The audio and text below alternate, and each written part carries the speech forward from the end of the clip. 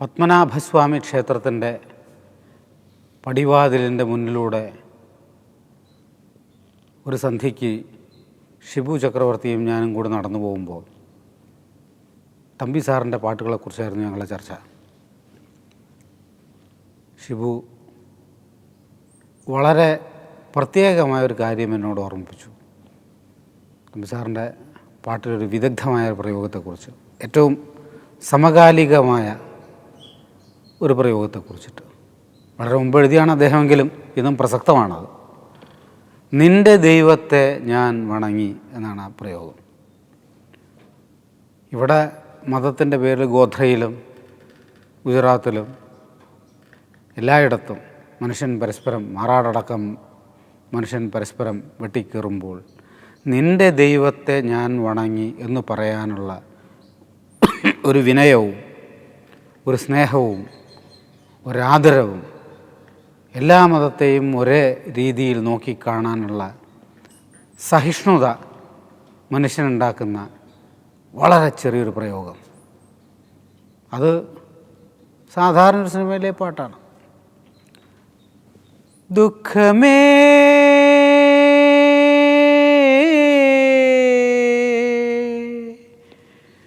ദുഃഖമേ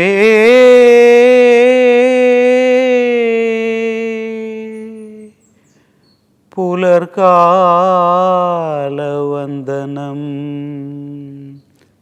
ദുഃഖത്തിന് good morning പറയാണ്. പുലർകാലത്ത് വന്ദിക്കുകയാണ് ദുഃഖത്തെ. ഏത് മനുഷ്യൻ്റെയും അടിസ്ഥാന ഭാവം കഥനമാണ്, ദുഃഖമാണ്.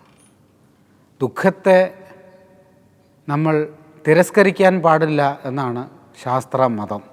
സുഖം പോലെ ആർക്കും എന്നും ദുഃഖമില്ല, സുഖമെന്ന പോൽ എന്നാണ് വിധി.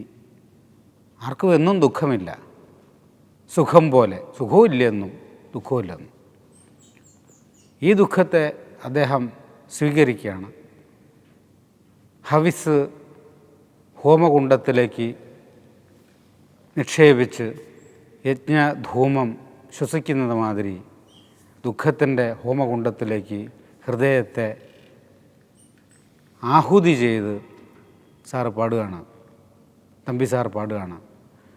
ദുഃഖമേ നിനക്ക് പുലർകാലവന്ദനം, കാലമേ നിനക്കഭിനന്ദനം, എൻ്റെ രാജ്യം കീഴടങ്ങി നിൻ്റെ ദൈവത്തെ ഞാൻ വണങ്ങി. ദുഃഖമേ ദുഃഖമേ കറുത്ത ചിറകുള്ള വാർമുകിലേ, കടലിൻ്റെ മകനായി ജനിക്കുന്നു നീ. കറുത്ത ചിറകുള്ള വാർമുകിലേ, കടലിൻ്റെ മകനായി ജനിക്കുന്നു നീ. പിറക്കുമ്പോഴച്ഛനെ വേർപിരിയും ഒരിക്കലും കാണാതെ നീ കരയും. തിരിച്ചു പോകാൻ നിനക്കാവില്ല, തരിച്ചു നിൽക്കാൻ നിനക്കിടമില്ല, നിനക്കിടമില്ല. ദുഃഖമേ ദുഃഖമേ. കറുത്ത ചിറകുള്ള വാർമഴ മുകിലായിട്ട് ആകാശത്തേക്ക് പറന്നുയരുമ്പോൾ ആകാശത്തിൽ ആ കുട്ടിക്ക് തൻ്റെ പിതാവിനെ കാത്തിരിക്കാനോ തൻ്റെ മാതാവിനെ തപസ്സരിക്കാനോ സമയമില്ല, കാലമില്ല, ദേശമില്ല. ഇന്നും മനുഷ്യൻ്റെ ഇന്ത്യയിലുള്ള 100 കോടി മനുഷ്യജന്മത്തിൻ്റെ ഒരു ദുരന്തമാണ്. ഒരു പ്രതീക്ഷിക്കാനുള്ള ഒരു പ്രഭാതം ഇനിയും നമുക്കുണ്ടോ എന്ന് പണ്ട് ഒരുപാട് തത്വചിന്തകരും പ്രതിഭാശാലികളും നമ്മുടെ ഇന്ത്യയുടെ നാഡിഞരമ്പിൽ തൊട്ടു, നമ്മുടെ സ്നേഹത്തെ തൊട്ടു.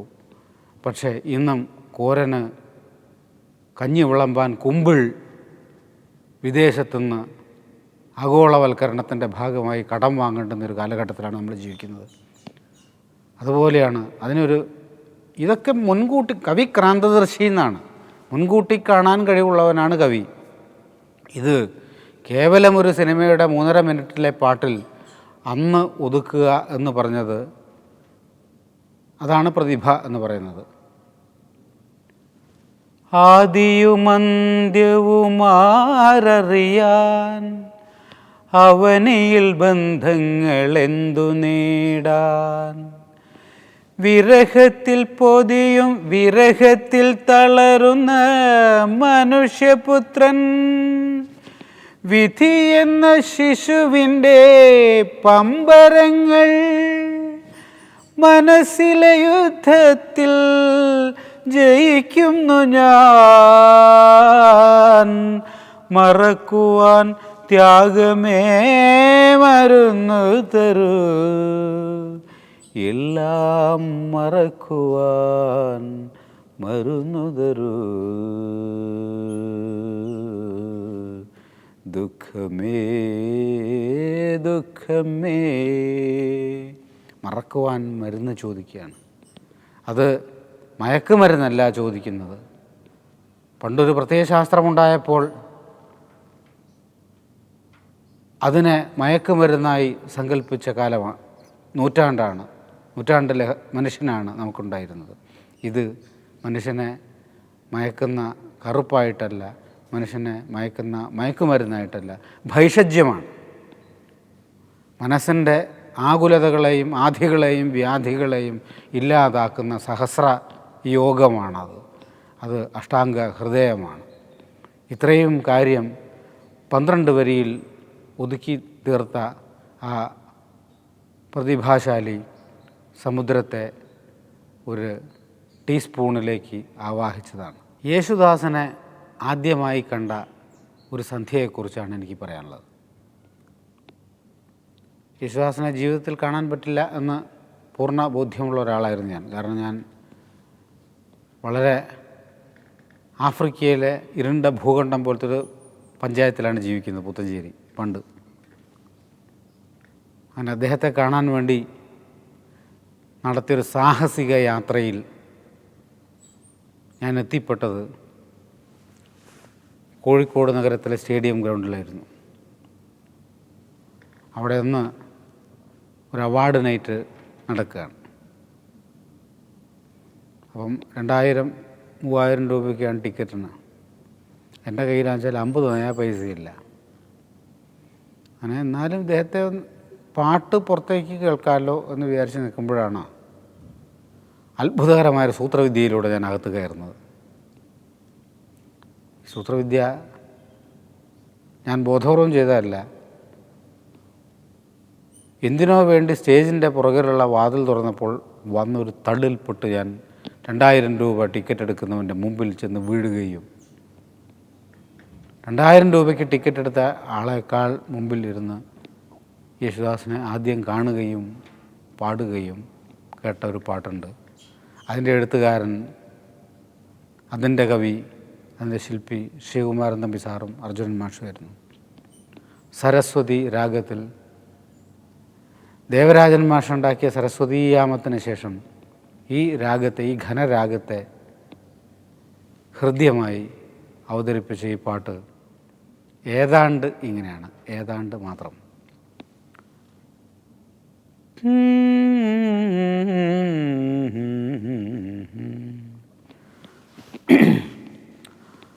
ആയിരമജന്ത ചിത്രങ്ങളിൽ ആ മഹാബലിപുര ശില്പങ്ങളിൽ നമ്മുടെ മോഹങ്ങൾ ജന്മാന്തരങ്ങളായി സംഗീതമാലപിച്ചു, സംഗമ സംഗീതമാലപിച്ചു. ഓർമ്മയില്ലേ നിനക്കൊന്നും ഓർമ്മയില്ലേ? ആയിരം അജന്ത ചിത്രങ്ങളിൽ. അജന്തയിലെ ചിത്രം ഭാരതത്തിൻ്റെ സംസ്കാരമാണ്. മഹാബലിപുരത്തെ ശില്പങ്ങൾ ഭാരതത്തിൻ്റെ സംസ്കാരമാണ്. സൂര്യക്ഷേത്രത്തിലെ ശില്പങ്ങൾ, കൊനാരക്കിലെ ശില്പങ്ങൾ എല്ലാം നമ്മുടെ സംസ്കാരത്തിൻ്റെ തെളിവുകളും നിറവുകളുമാണ്. ഈ 1000 അജന്ത ചിത്രങ്ങളിൽ, ആ മഹാബലിപുര ശില്പങ്ങളിൽ നമ്മുടെ മോഹങ്ങൾ ജന്മാന്തരങ്ങളായി സംഗീതം ആലപിച്ചു എന്നാണ് പറയുന്നത്. മോഹങ്ങൾ, പ്രണയം ആ പരിസരത്തു കൂടെ നടന്നിരുന്നു. അജന്തയുടെയും എലോറയുടെയും സൂര്യക്ഷേത്രത്തിൻ്റെയും കൊനാരക്കിൻ്റെയും മഹാബലിപുരത്തിൻ്റെയും പരിസരത്തിലൂടെ പ്രണയം കൊണ്ട് നടന്നിരുന്നു നമ്മൾ എന്ന് പറയുമ്പോൾ ആ പ്രണയത്തിൻ്റെ വിശുദ്ധിയും ആ പ്രണയത്തിൻ്റെ ഡെപ്തും ആ പ്രണയത്തിൻ്റെ ഗരിമയും നമുക്ക് ബോധ്യമാവുകയാണ്. അത് ഇപ്പോഴും നിനക്ക് ഓർമ്മയുണ്ടോ, ഇപ്പോഴും നിനക്ക് ഓർമ്മയില്ലേ എന്ന് ഒരു ചോദ്യം ചെയ്യലിലൂടെയാണ് പല്ലവി ആരംഭിക്കുന്നത്. പിന്നെ പറയുന്നു, പ്രിയതമനാകും പ്രഭാതത്തെ തേടും വിരഹിണി സന്ധ്യയെപ്പോലെ, പ്രിയതമനാകും പ്രഭാതത്തെ തേടുന്ന വിരഹിണി സന്ധ്യയെപ്പോലെ അലയുന്നു ഞാനിന്നും, അലയുന്നു ഞാനിന്നും നിന്നുള്ളിലലിയുവാൻ അരികിലുണ്ടെന്നാലും നീ വെൺമേഘഹംസങ്ങൾ കൊണ്ടുവരേണമോ നിൻ ദുഃഖ സന്ദേശങ്ങൾ, നിൻ ദുഃഖ സന്ദേശങ്ങൾ. 1000 അജന്ത ചിത്രങ്ങളിൽ. പ്രിയതമനാകുന്ന പ്രഭാതത്തെ തേടുന്ന വിരഹിണി സന്ധ്യയാണ്. പ്രിയതമൻ പ്രഭാതമാണ്, അവനെ തേടുന്ന വിരഹിണി സന്ധ്യയാണ്. അദ്ദേഹം തന്നെ പറഞ്ഞത്, സന്ധ്യാം മകളൊരുങ്ങി സിന്ദൂര പുടവ ചുറ്റി ജനകനാം പകൽ നടുങ്ങി ഇനി വേർപിരിയണം എന്ന് സന്ദേഹിച്ചിട്ടുണ്ട് അദ്ദേഹം ഒരു പടത്തിൽ, ഒരു ഗാനത്തിൽ. അപ്പം പ്രിയതമനാകുന്ന പ്രഭാതത്തെ ധ്യാനിക്കുന്ന, മോഹിക്കുന്ന, തപസ് ചെയ്ത് തിരയുന്ന സന്ധ്യയെപ്പോലെ അലയുകയാണെന്നും നിന്നുള്ളിൽ അലിയുവാൻ.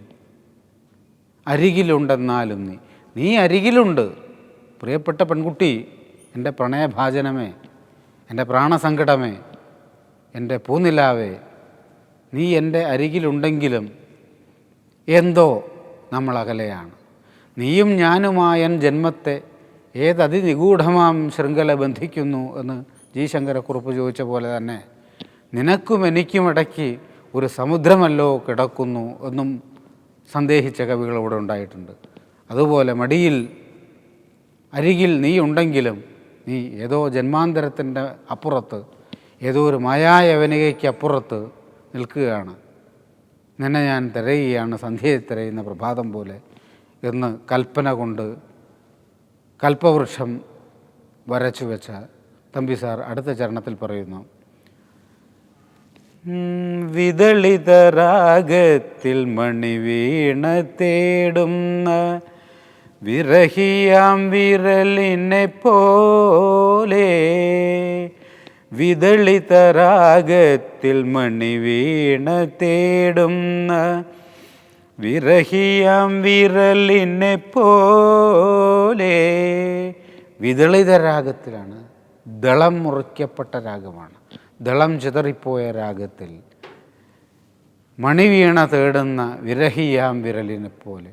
വിരഹിയായ വിരലാണ്, രാഗത്തിൽ നിന്ന് അകറ്റപ്പെട്ട വിരൽ വിദളിത രാഗം ഛിന്ന ഭിന്നമായി പോയ വീണയുടെ കമ്പിയിലേക്ക് ത്രസിക്കുകയാണ്.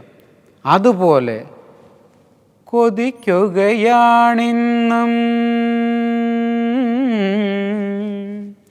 കൊതിക്കുകയാണിന്നും നിന്നെ തലോടുവാൻ അരികി മടിയിലുണ്ടെന്നാലും നീ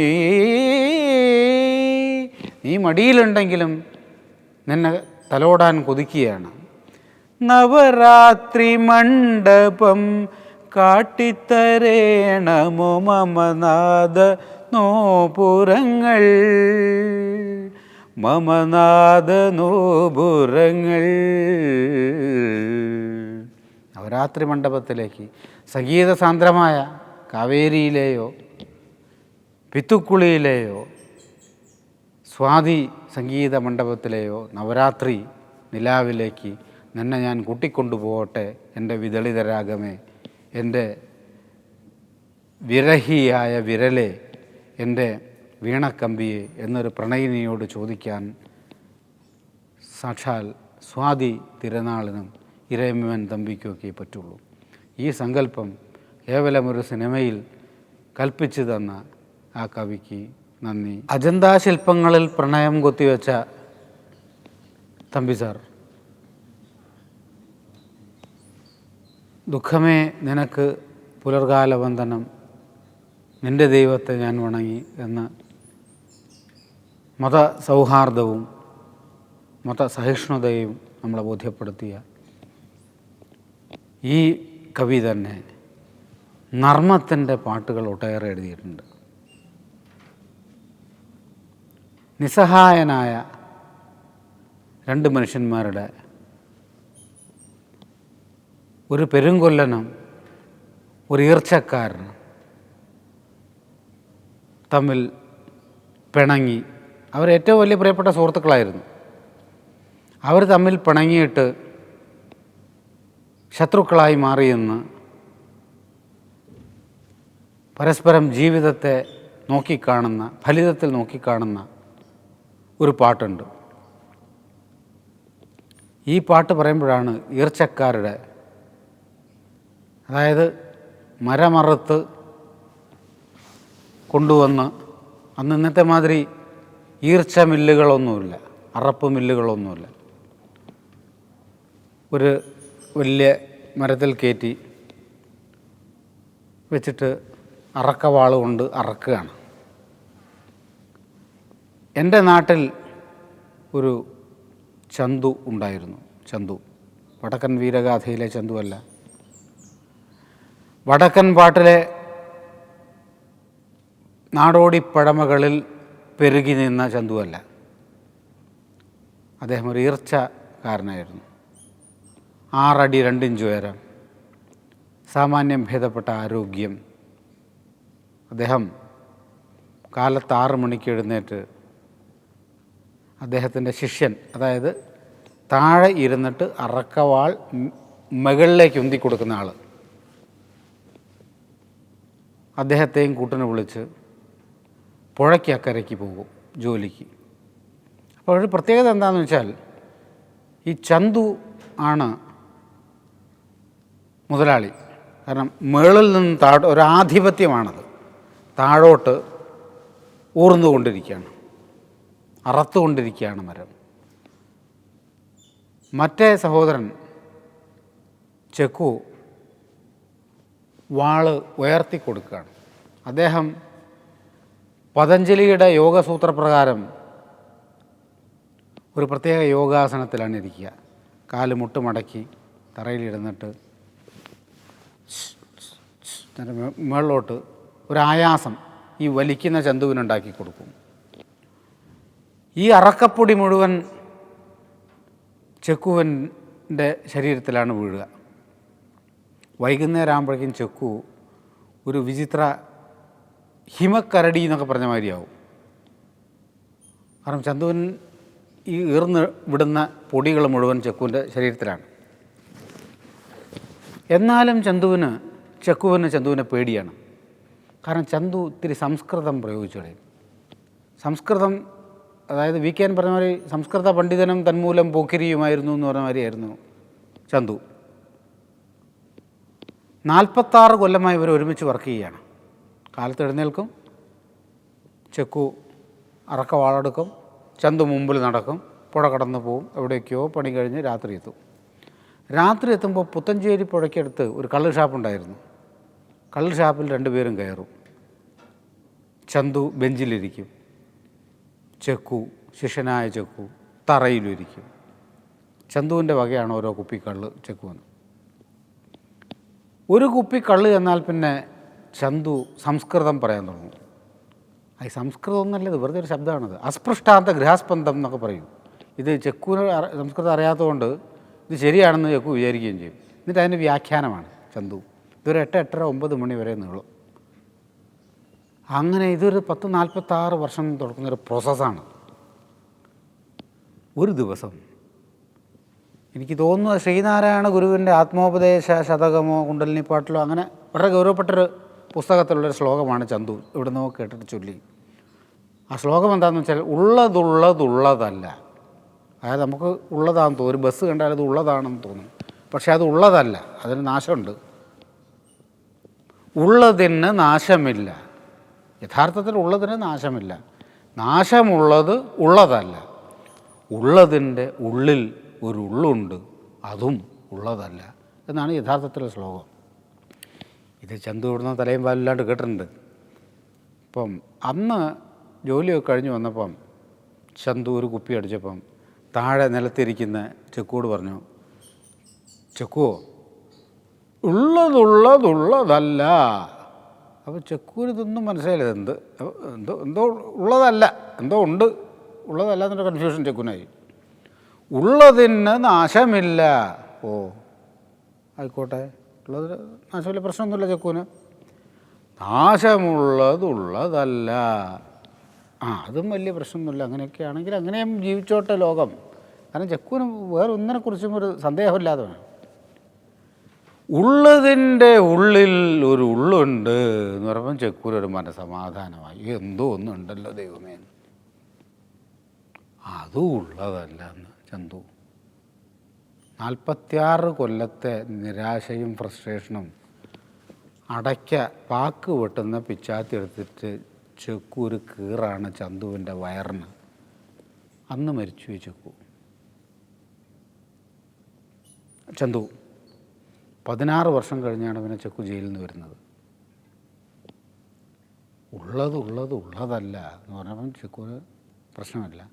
ഉള്ളതിന് നാശമില്ല, നാശമുള്ളതുള്ളതല്ല, ഉള്ളതിൻ്റെ ഉള്ളിൽ ഒരു ഉള്ളുണ്ട് എന്ന് പറഞ്ഞപ്പം പ്രതീക്ഷയാണ് മനുഷ്യന്.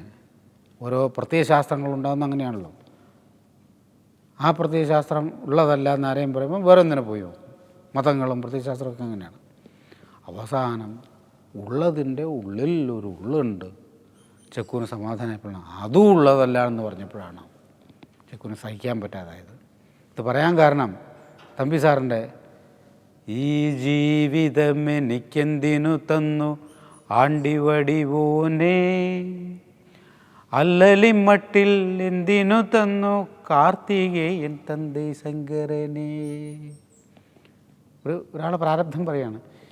ഈ ജീവിതം എനിക്കെന്തിനു തന്നു ആണ്ടിവടിവോനേ, അല്ലലിമട്ടിൽ എന്തിനു തന്നു കാർത്തികേയൻ തന്തേ ശങ്കരനേ. ദൈവത്തോട് സങ്കടം പറയാം, ഈ ജീവിതം എനിക്ക് എന്തിനാണ് തന്നത്. അപ്പം അടുത്ത ചരണം, ഇരുമ്പുരുക്കും ആലയ്ക്കുള്ളിൽ എരിഞ്ഞുയരും കനലിനുമേ, ഇരുമ്പുരുക്കും ആലയ്ക്കുള്ളിൽ എരിഞ്ഞുയരും കനലിനുമേൽ തലകീഴെ തൂങ്ങിക്കിടന്നു, തലകീഴെ തൂങ്ങിക്കിടക്കും കോഴിക്കുഞ്ഞിനെ പോലെ പിടയുന്നു തളരുന്നു മനുഷ്യനും. കൊല്ലാതെ കൊല്ലുന്ന ശങ്കരനെ, കൊല്ലനല്ലേ നീ, വലിയ കൊല്ലനല്ലേ നീ. ഈ മരമറപ്പുകാരൻ പറയാണ്, ശങ്കര നീ വലിയ കൊല്ലനാണല്ലോ, നീ എന്താണ് ചെയ്യുന്നത് എന്നെപ്പോലുള്ള പാവങ്ങളെ.